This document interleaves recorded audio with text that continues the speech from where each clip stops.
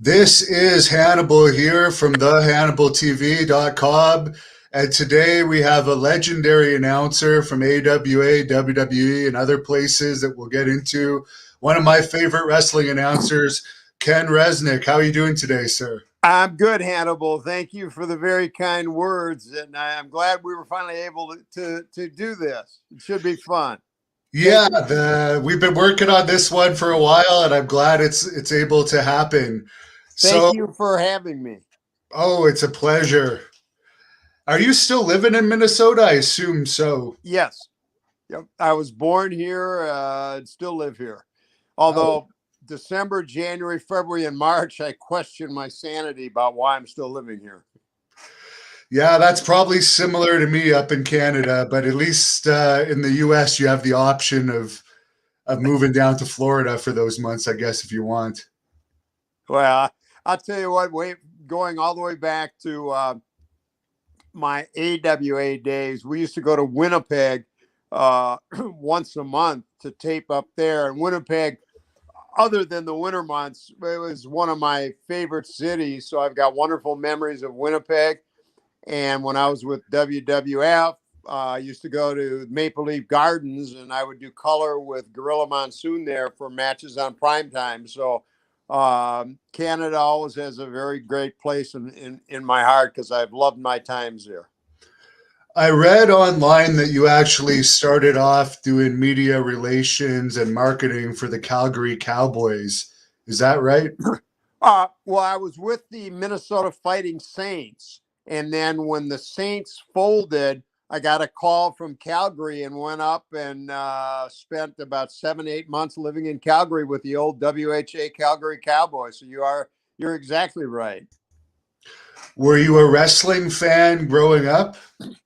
Uh, I I to a degree.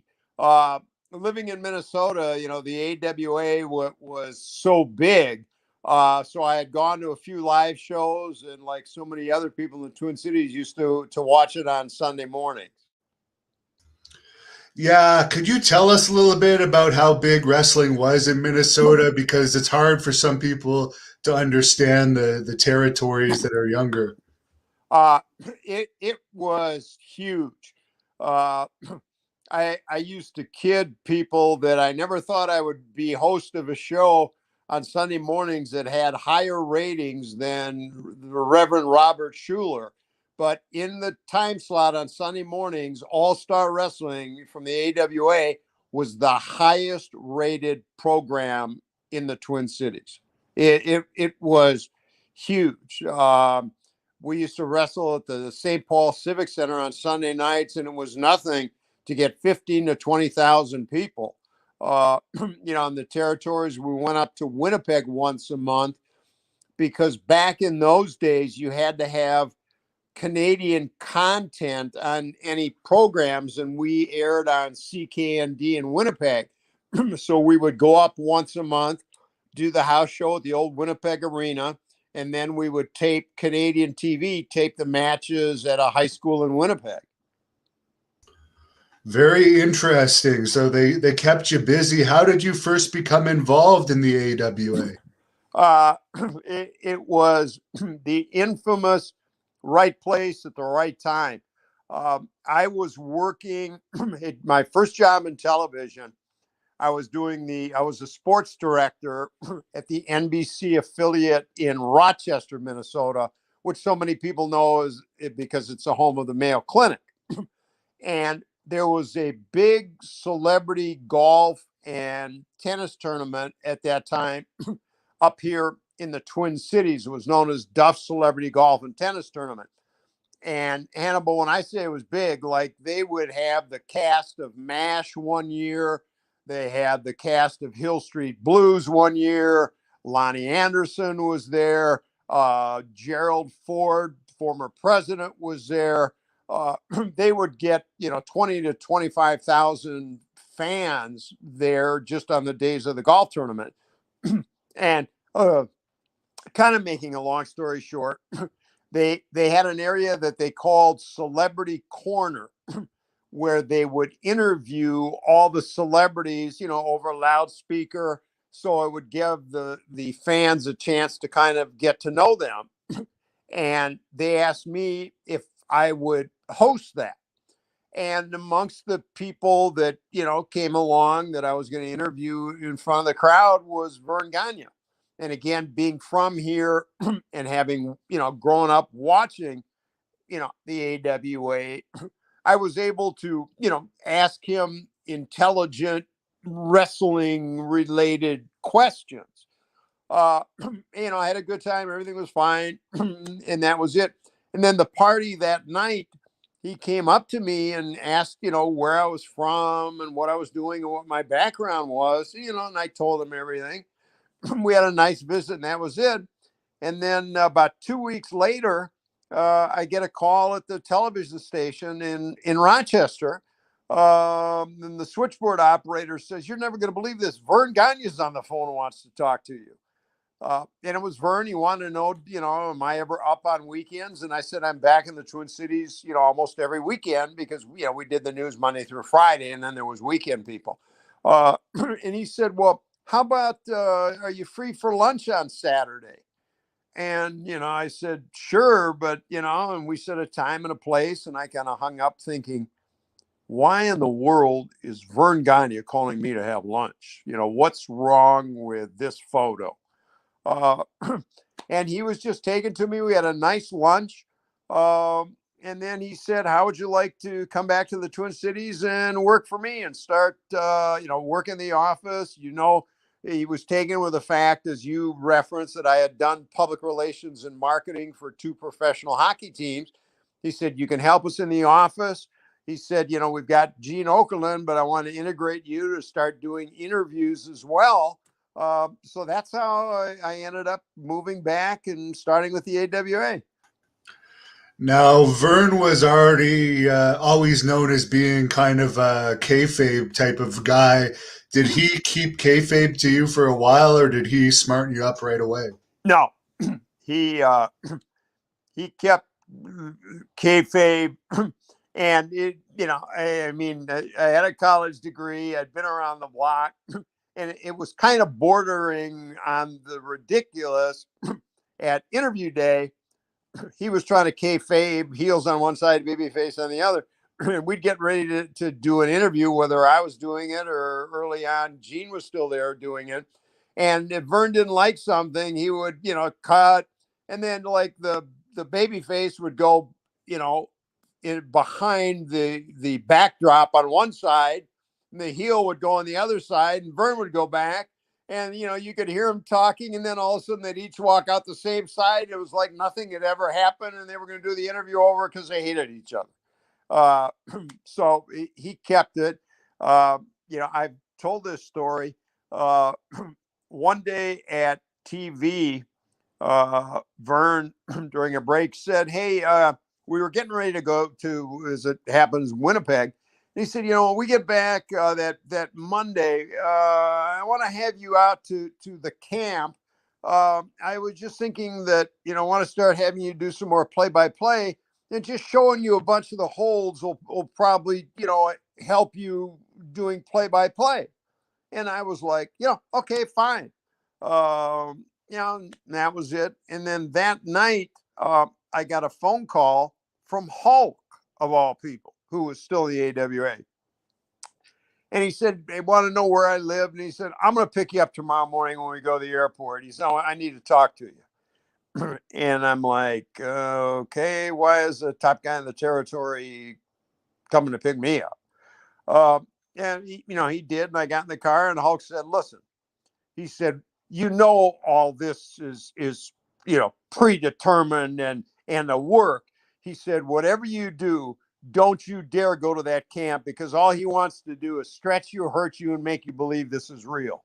And then Hulk was one that proceeded to smarten me up, because I guess he decided I was an okay guy. And he said, you know what? I don't want to see him get hurt because Vern's trying to kayfabe him. What were your thoughts on the whole situation with Hulk, as he describes in his book and many interviews, that Vern just wasn't treating him right, and that's what led to him jumping to WWE, which ultimately was a huge blow to Vern? Hulk was right. The reality is, and one of the reasons I left, uh, they just, didn't treat people all that well. And I remember I had a bit of a conversation with Hulk. One of the things he was upset about was, they were selling the T-shirt with his likeness as they were some of the other top stars, but they weren't giving them, any residuals. The attitude was, hey, without us, you're nothing, so you're not entitled to anything. And I know that bothered him a great deal. And I remember, we talked. Everybody knew he was thinking about it, and by then, being a wrestling fan, even I was watching, WWF at the time. Their production, their matches, everything. And I remember saying, what's holding up the decision? What are you even thinking about? And it was interesting and very true. He said that Vern had the one thing that Vince could not offer him, and that was time off. Because, the AWA, again, as you talked about, we had the territories, the big markets, Chicago, Milwaukee, Winnipeg, Denver, Salt Lake. But oftentimes the guys would take off. They do Thursday, Friday, Saturday, a show Sunday, and they'd be home Monday. We do interviews on Tuesday. They'd be off Wednesday and leave again Thursday. And, when anybody went with Vince, I mean, you were on the road 20, 25 days a month easily. And that was his big hesitancy. But, in the end, he let him know he had a commitment. He was in Japan that he was not going to be coming back to the AWA. And one of the things that, I just didn't think was right. They, knowing he wasn't going to be there, they kept, advertising him on the upcoming house shows. But he could have been treated with a lot more respect, as could a lot of, other guys. So money was certainly a huge, huge part of it. But I think the respect factor and how you were treated probably played into his and other people's decisions. As far as Nick Bockwinkel, what were your experiences like with him, and what kind of a guy was he outside the ring? Uh, Nick was one of the all-time great heels. Outside the ring, he was one of the nicest, sweetest people you could ever meet. And I've always said, how lucky was I to, be able to learn the business and, get help and understand the philosophies from people like, Nick Bockwinkel and Bobby Heenan and the Crusher and Mad Dog, Blackjack Lanza. I mean, back in the kayfabe era, kind of everybody had each other's backs. And, I was new and really didn't, just beginning to grasp and understand the business. And, I would do an interview and sometimes we'd have a break or like Nick and Bobby, or Crusher or Mad Dog would say, you did this, but think about if instead of asking that, if you would have asked it this way. So, they realized that the better I did, the better I could make them look, the better the interviews would go. So they were all just incredibly helpful to me and just wonderful. And the same, Bobby Heenan was one of the greatest, nicest, but funniest human beings around. And I think you probably know this, Hannibal, that in reality, the majority of the time, the best heels away from the business are just the nicest people. Yeah, and sometimes the faces are the ones with the biggest egos. Yeah, that's true. But at the same time, back in the AWA, I mean, what a wonderful, wonderful guy the Crusher was. I got to know him, and if we have time, I've got a couple great stories about Crusher. But just learning the business from all those guys was just, amazing. And, I think back on having the opportunity to get to know all of them away from the business. They were just, great. Even as great a heel or baby face, but as much insanity as he played, what a great guy Mad Dog Vachon was.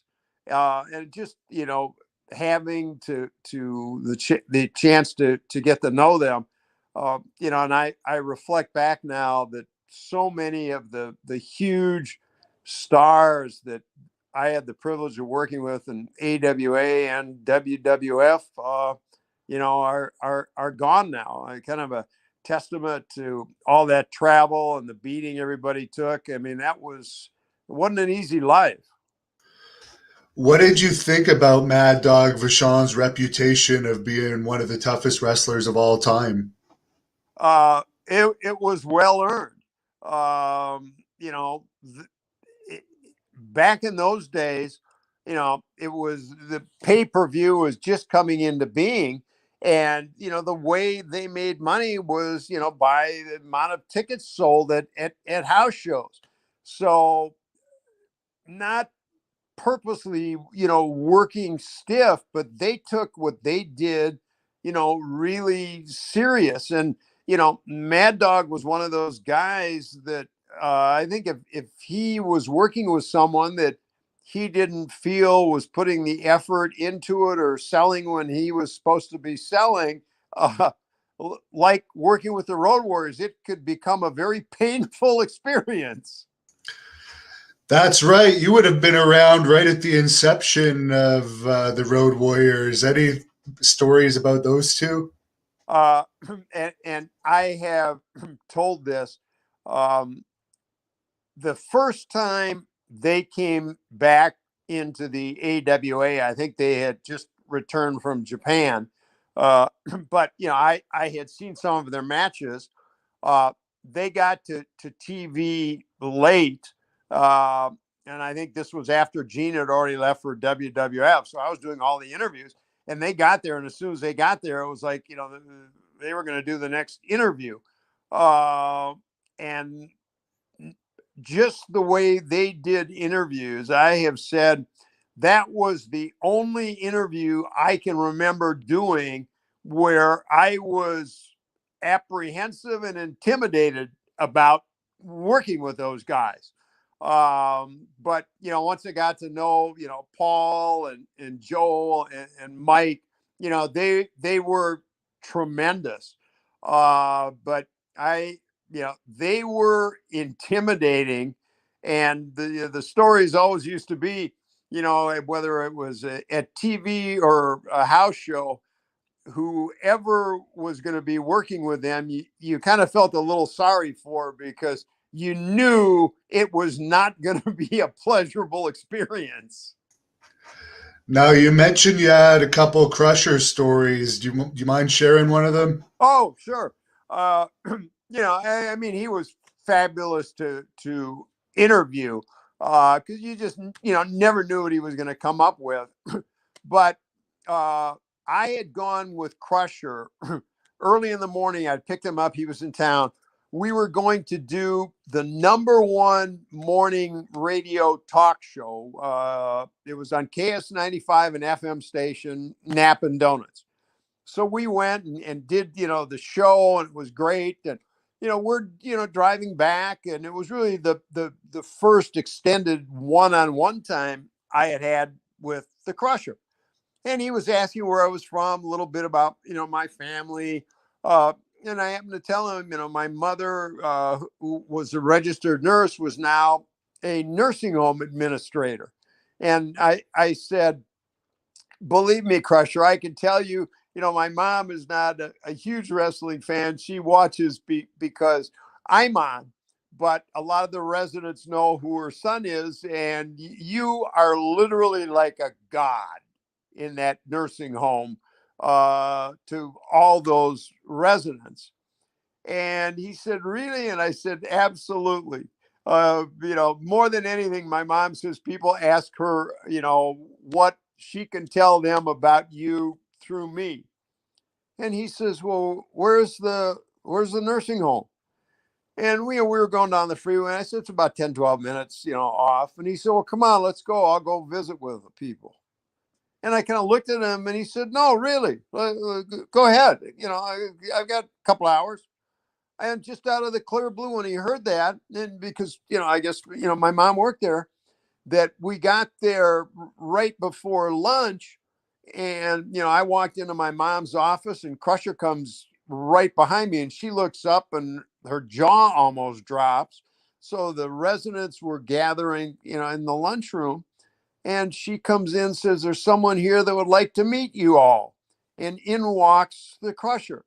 And he spent about an hour and a half with those people, visiting with everyone. Just, I mean, the nicest guy. There's a fan on here named Steven that wants to know if the entry of the Road Warriors into the AWA changed the direction of the company at all, in your opinion? When I don't know if it changed the direction because, it was just the beginning of the kind of WWF national takeover. But remember, the AWA had Nick Bockwinkel and Bobby Heenan and the Crusher and Mad Dog and, Larry and Kurt Hennig and the Blackjacks. It certainly enhanced, the houses because, they were there. And it made it, they were must see TV. And what I've said is I'm pretty sure Vern and Greg and Wally Carbo brought them in to be major heels. But the way they worked, the way they did the interviews, the crowd absolutely loved them. And it didn't matter who they were working with. When that Iron Maiden played and the fans knew the Road Warriors were coming out, the place went crazy. That no matter what they tried to do to make them heels, they were over with the fans where they almost, in spite of it, demanded and said they are our favorites. So they ended up, working as baby faces because the crowd just wouldn't accept them as heels. They were that over.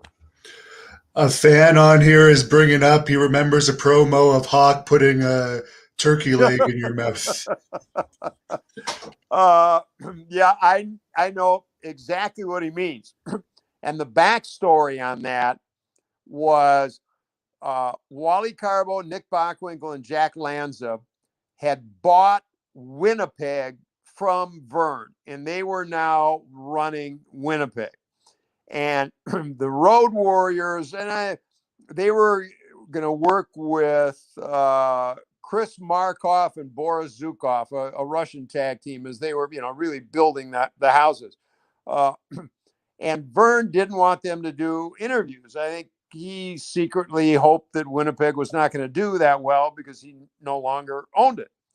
So they, Jack and Wally wanted an interview with the Road Warriors. So we actually kind of did that, kayfabe, if you will, at the party room in the apartment complex I lived in.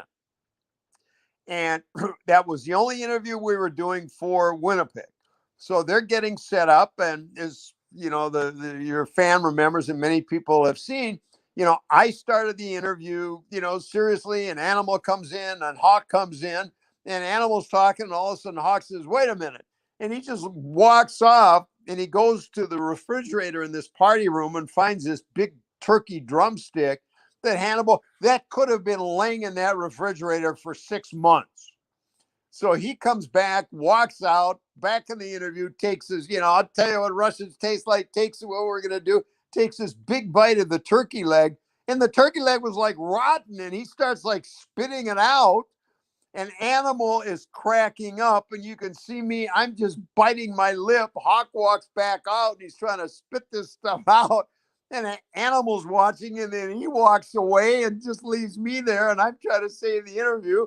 Hawk comes back in, tries to stuff some turkey down, in my mouth, but we somehow got through it. But you can see, I mean, me literally biting my lip because I'm thinking this is like gold. I don't think they'll ever air it, but sometime this is going to be one of the all-time greats. And we got through it, and the only place it ever aired was on CKND TV in Winnipeg.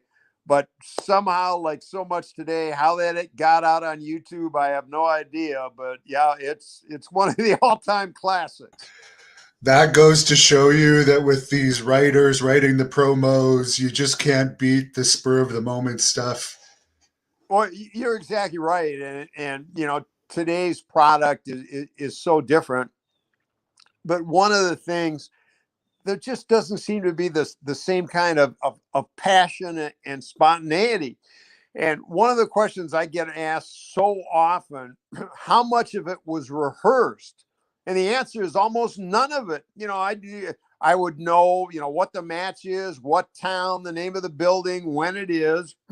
And a lot of times, especially with the bigger names, whether it's the Road Warriors, Hulk, Macho Man, anybody, I'd sometimes say, you got anything special you want to do? And most times, no, you just start and I'll follow. And we just winged it.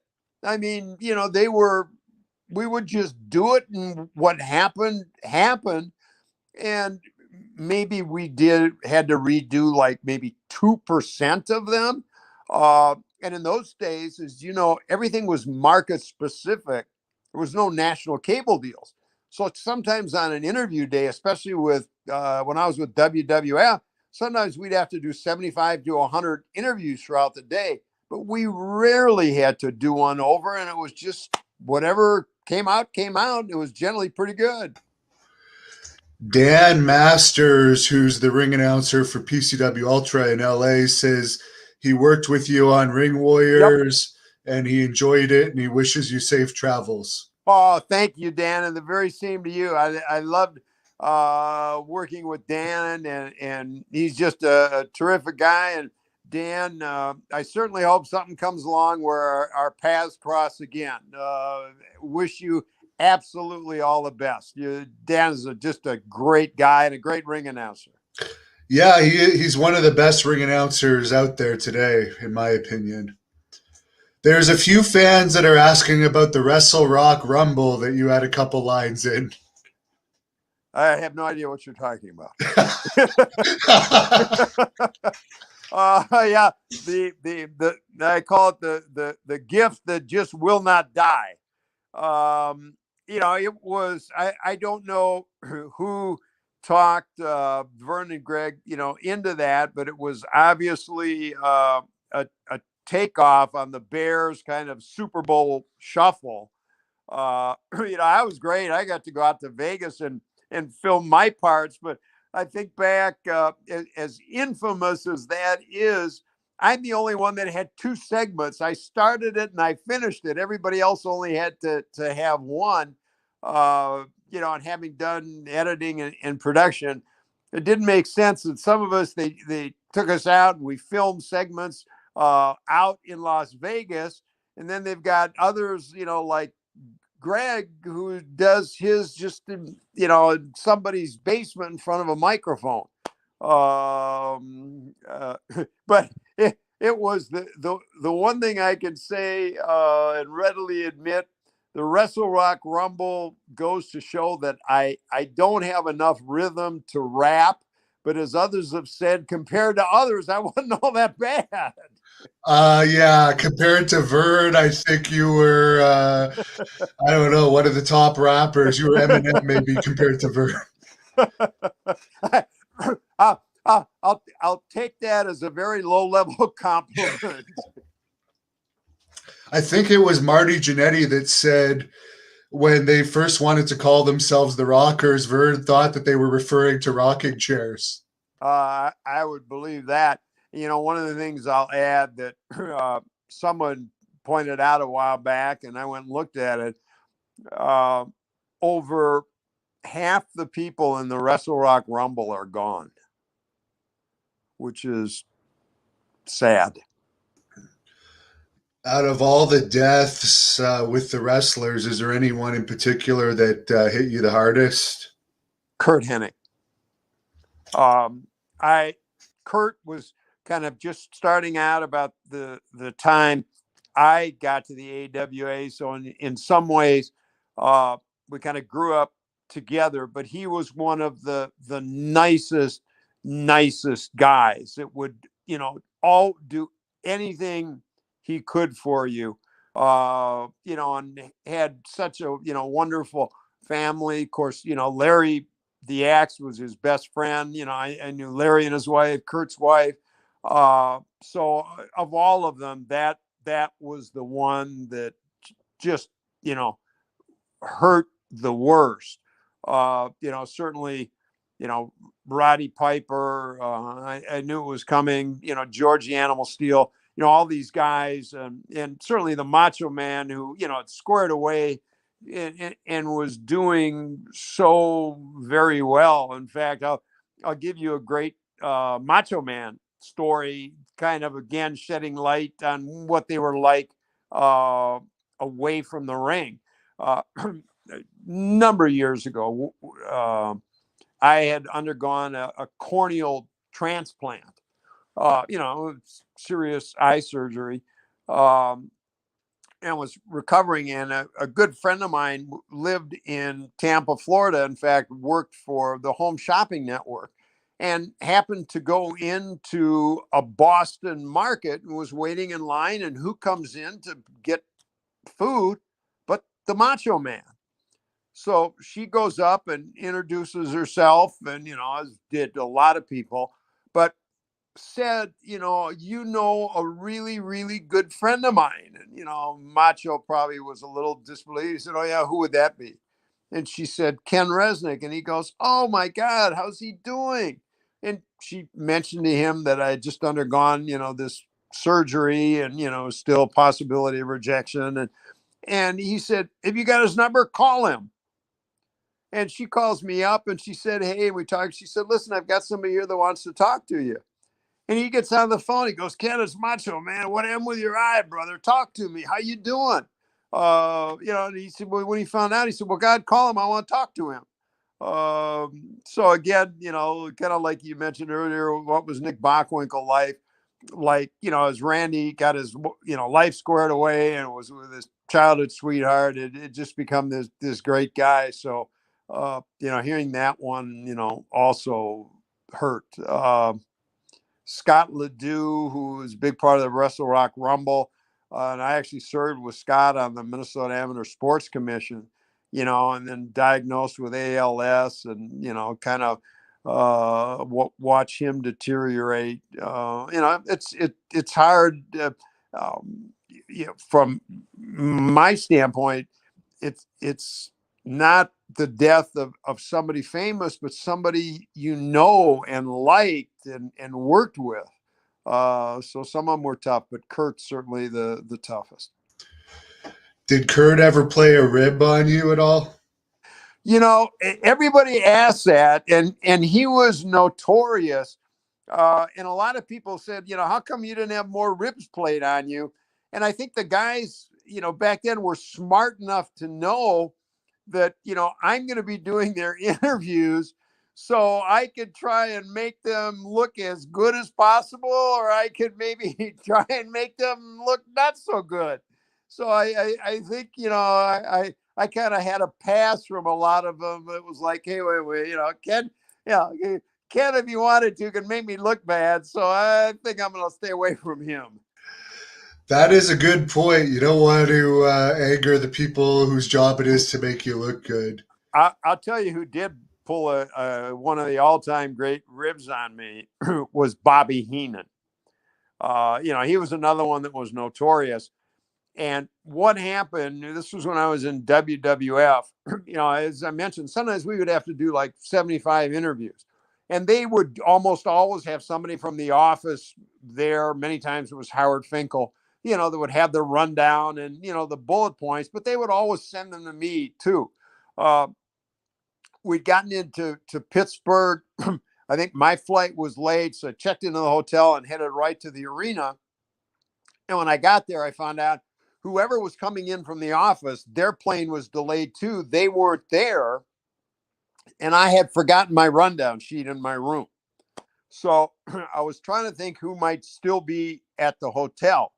And I knew Bobby was waiting for someone that would be coming down later. So I called the hotel, got a hold of Bobby, and told him what happened and asked if he would get the rundown list and bring it down. He said he would. So I had to call the desk, tell them who I was, identify myself, and ask them to give Bobby a key to my room so he could get in to get the list. And I did all that, and we're waiting. And now it's dawning on me that I just gave Bobby Heenan unsupervised access to my room. And he comes down, gives me the list, and I said, "What'd you do to my room?" He said, "Nothing." He said, "Come on." He said, "A rib's a rib, but not like this. Yeah, you have to work on it. It would be too easy." And, I was a little suspect, but okay. So at the end of the house show, we get back to the room late. And we're going to go down to the bar and have a drink. And I go to my room and I put the key in. And Hannibal, I'm like opening my door inch by inch. I get the door open, don't see anything. Check the bathroom, check under the bed, I'm pulling the drawers out because I'm thinking maybe turn them upside down. Checking my luggage, checking everywhere. I don't find anything. So I'm guessing, okay, he was true. He was honest. He didn't do anything. So I go to the bar and I go up. I said, "Bobby, let me buy you a drink." He kind of looks at me. I said, "You were right. You didn't do anything to my room and I appreciate it." He said, "I told you I didn't. Geez, what kind of guy you think I am?" So I have a couple of drinks and, now I go back to my room, take my contacts out, get ready and, pull back the bedspread and climb, into bed. And I scream at the top of my lungs, "Heenan!" And I hear him laughing outside my door. What he had done, he must have gone to the restaurant and gotten like 2 or 3 salt shakers, pulled back the bed in the white sheets, just poured all this salt on the sheets, and then remade the bed.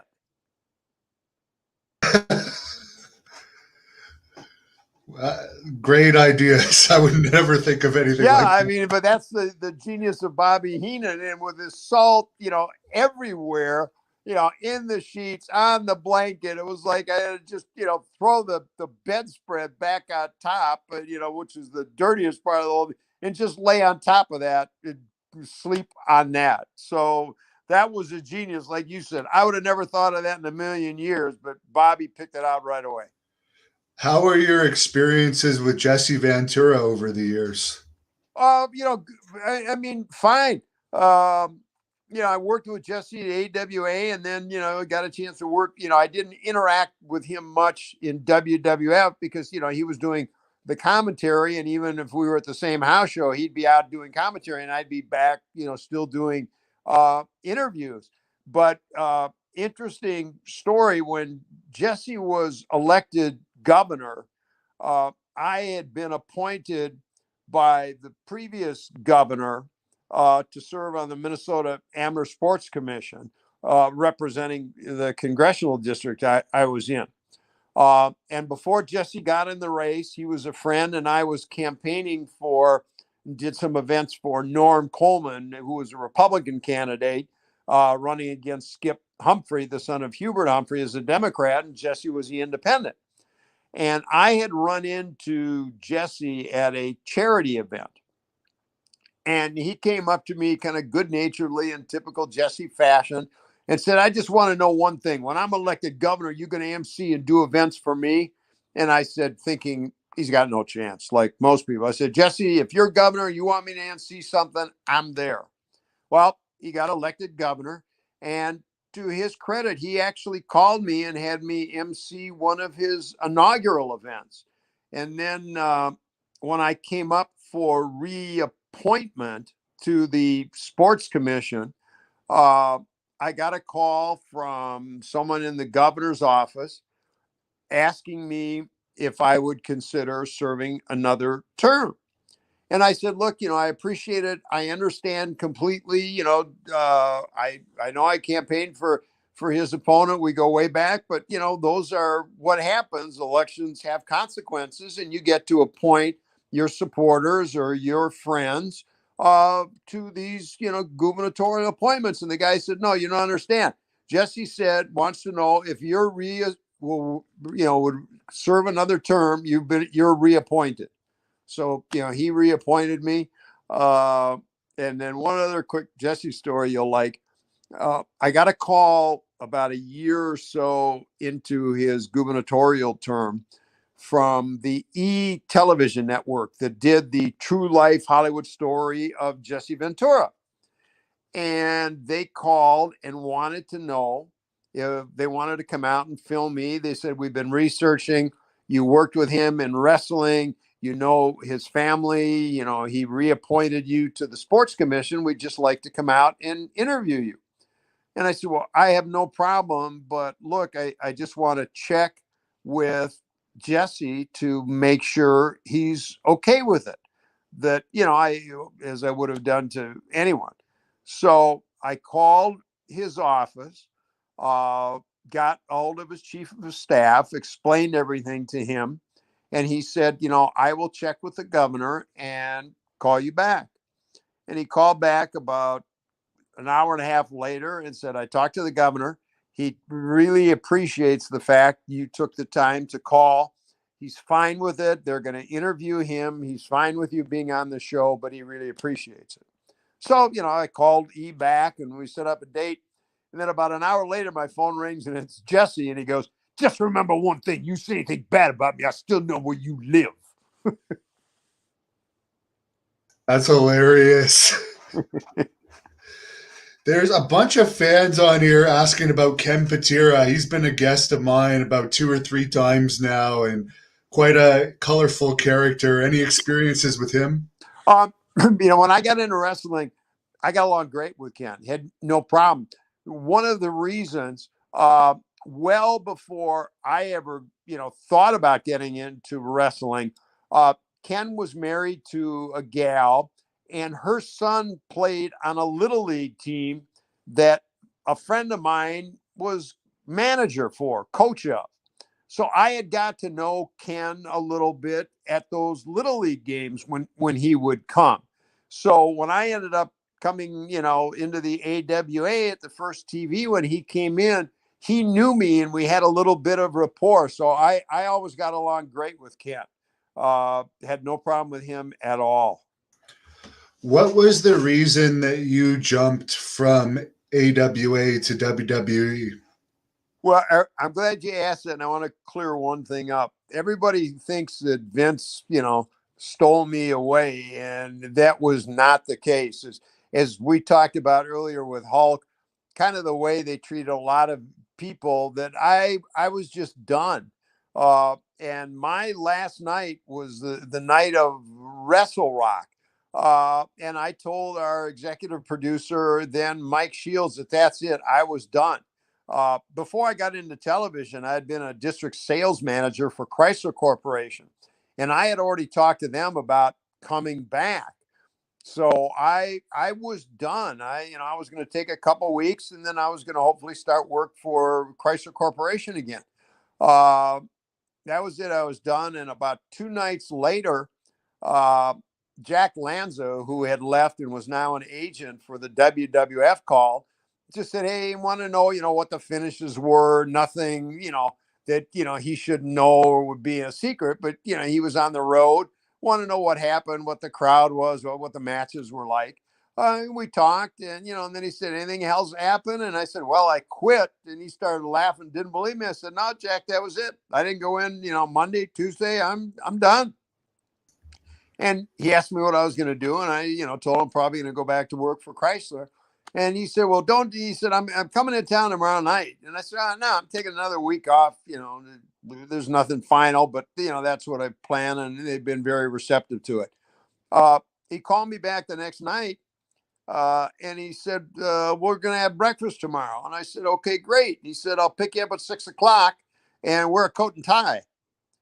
And I'm like, Jack, I'm not getting up at 6:00 in the morning to have breakfast with anybody. And I sure as heck, I'm not wearing a coat and tie to go out for breakfast.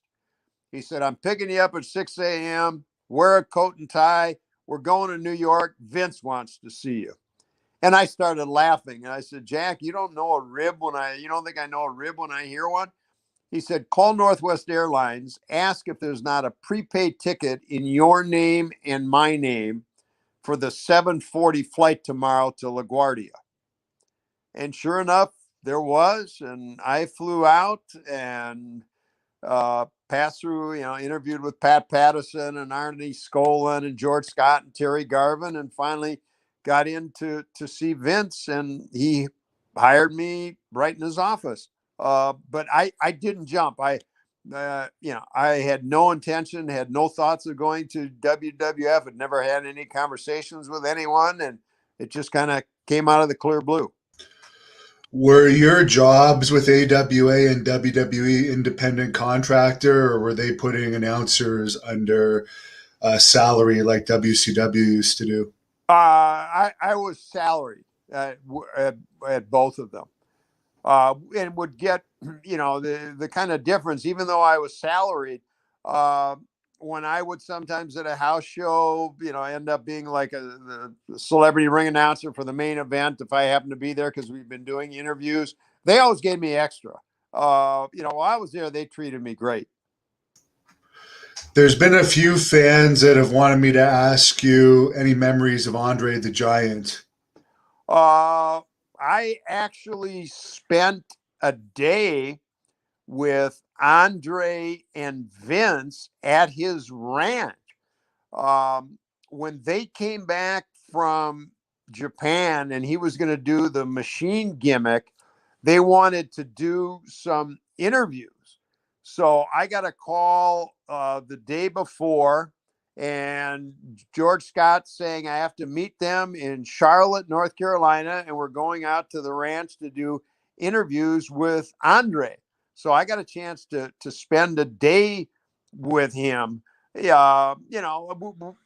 didn't like hang around away from the business like he did with Tim, but he knew me because he had come into the AWA to do once around the territory battle royals. So he had recognition, and we had met. Got to spend the day at the ranch with he and Frenchie and Jackie. And my favorite memory was afterwards, we're sitting in his living room, and all the furniture was custom made. So I'm sitting in this chair that was made for Andre, and my feet are literally dangling in the air. The chair was so high, I couldn't touch the floor. Now, you mentioned earlier that Roddy Piper's death was one of the ones that hit you. What was your relationship like with him over the years? It was great. I have said that one of the things that Roddy had the ability to do during interviews, he would always be well aware.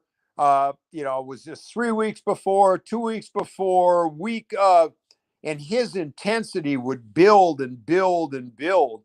In fact, one of the questions I would get asked most often by fans is Roddy as psychotic as he comes off on some of his interviews? But he was great. None of them were rehearsed. And, I told the story that when we were doing TV, about an hour before, I get called in to say, you're going to be Roddy's guest tonight on Piper's Pit. And I'm like, huh? What? It was a huge segment. And, it turned out I was going to come out, start the show. And then, Adrian was going to come out and attack him. And so it was all laid out. But again, even then, we didn't rehearse anything. So they call me, and I'm standing at the curtain, and I'm standing there next to Roddy, and suddenly we hadn't talked about anything. The music starts to play, and I'm thinking, is he just going to rip me apart? I mean, not physically, but Roddy had that ability. And I had no idea what to expect. And just as he walked out, Roddy turned to me and winked. And, he walked out and introduced me as one of the great announcers of all time. Just, couldn't have been, any nicer. Another funny story. I was in line, had just flown in to pick up a rent-a-car to go to the hotel and go to the arena. And all of a sudden I get a tap on my shoulder, and I turn around, and here's some guy in a ball cap and a warm-up suit and sunglasses. And the guy goes, You go to the arena? I said, well, yeah, but I'm going to my hotel first. And he goes, well, where are you staying? And it was like, if I said, do I know you? And he lifts up his glasses and the cap and he said, it's me, Piper. He was just kind of traveling incognito where nobody would recognize him. And he said, good, I've stayed there too. So he rode with me. We went to the hotel and down to the arena. But Roddy was great. And, it was one of those that, one of the, mega superstars that I had worked with and got to know and appreciated so much. And, just, like so many gone way too young. But, as I mentioned, it's different when you're a fan of someone that dies way too young, as opposed to being someone that and worked with and genuinely liked. So that was another one that was just hard. Yeah, that was really unfortunate. His daughter's in the wrestling business a little bit now. The Ultimate Warrior would have been starting in WWE right around the time that you were finishing up. Did you ever have any interaction with him? Very, limited. Just, met him. Hi.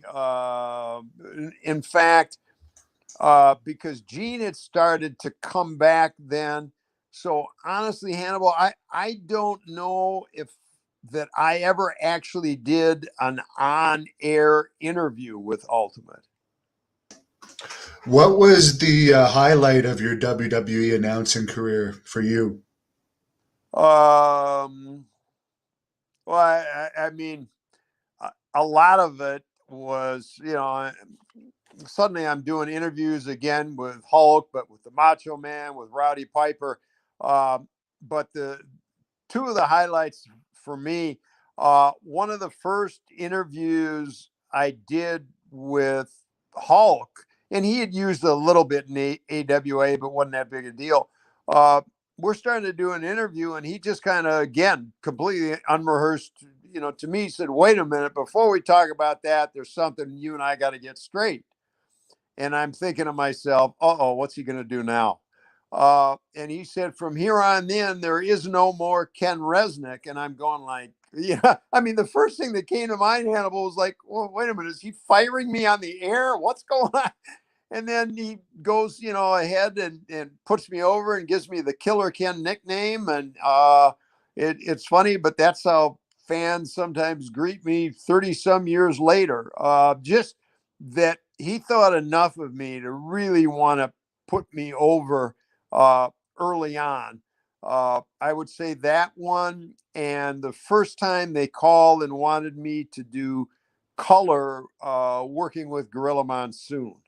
And Gorilla was so wonderful and couldn't have been nicer and did everything he could to not only put me over, but make sure, he worked me into the broadcast, gave me plenty of time to comment.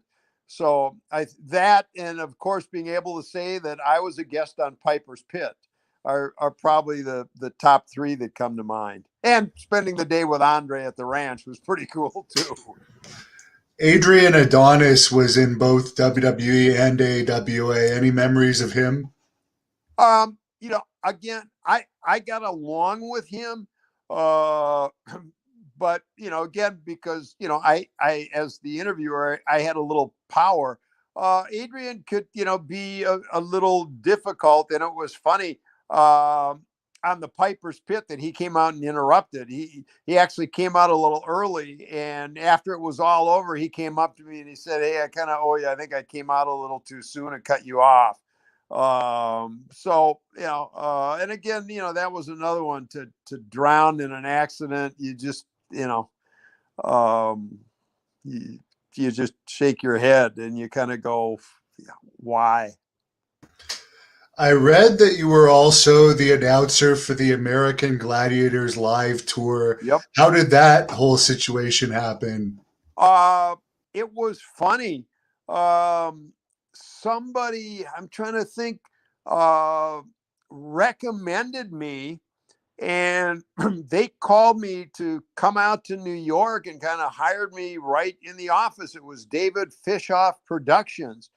Um, I'm thinking I had done a lot of things for Franklin Sports and got to know Larry Franklin, who was the president, and Joel Karlik, who was kind of the vice president of marketing.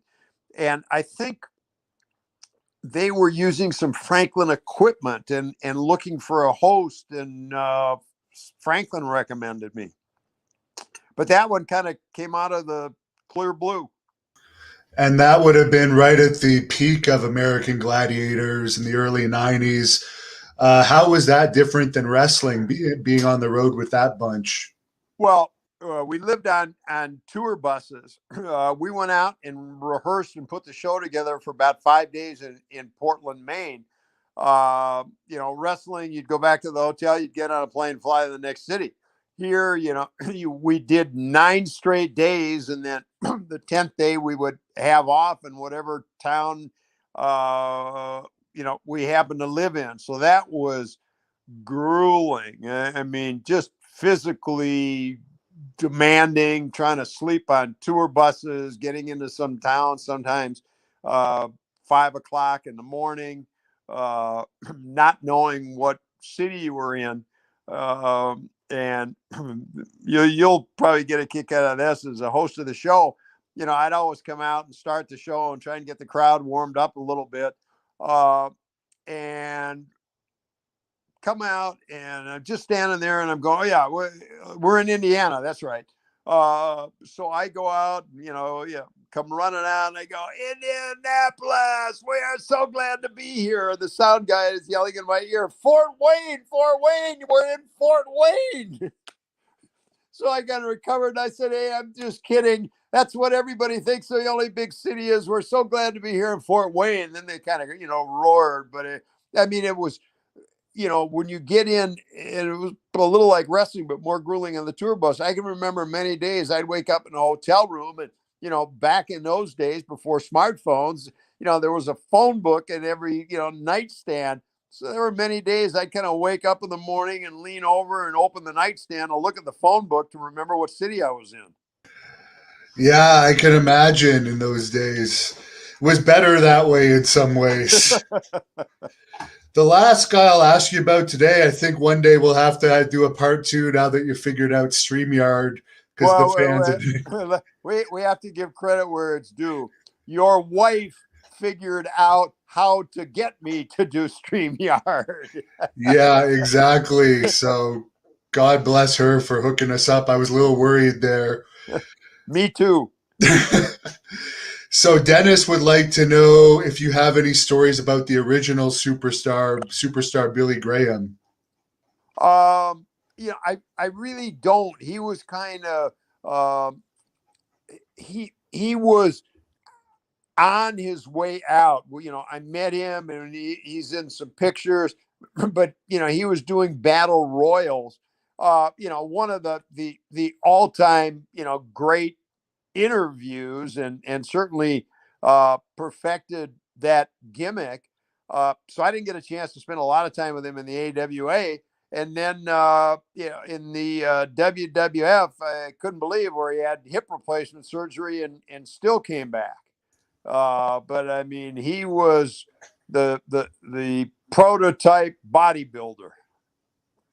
Now, I know you have Facebook. How can fans reach out to you or follow you? If you want them to follow you, where can they look you up? I have my Facebook page.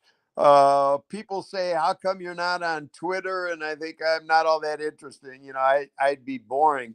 But they can follow me on Facebook, although I'm worried because I'm getting real close to that 5,000 maximum.